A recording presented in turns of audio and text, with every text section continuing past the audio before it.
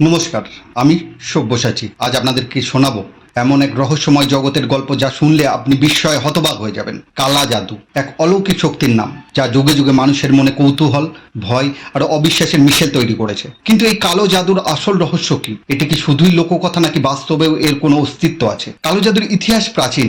প্রাচীন মিশর, ভারতবর্ষ, এমনকি মধ্যযুগীয় ইউরোপেও এর স্পষ্ট ছাপ মেলে। বিভিন্ন সভ্যতায় এই রহস্যময় বিদ্যাকে ভয় এবং সম্ভ্রমের চোখে দেখা গিয়েছে।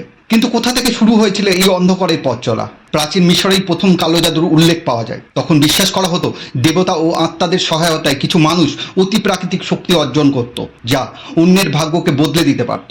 ভারতে তন্ত্রমন্ত্রের সাধনার মাধ্যমে কালা জাদুর অস্তিত্ব মেলে। কালা জাদুর মূল ভিত্তি ছিল মানুষের ইচ্ছা, আবেগ আর প্রতিশোধের তীব্র আকাঙ্ক্ষা। কালা জাদুর সবচেয়ে বিস্মৃত প্রভাব দেখা যায় ভারতের রাজস্থান, পশ্চিমবঙ্গের তারাপীঠ, আসামের কামাখ্যা মন্দির এবং আফ্রিকার বিভিন্ন উপজাতির সমাজে।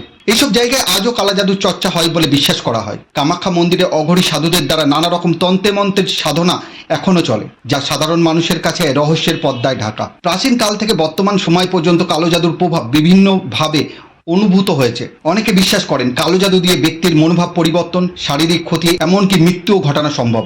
আবার অন্যদিকে বিজ্ঞানীরা এটাকে নিছক মানসিক বিভ্রম বলে উড়িয়ে দিয়েছেন। এই প্রশ্ন আজও মানুষের মনে দোলা দেয়।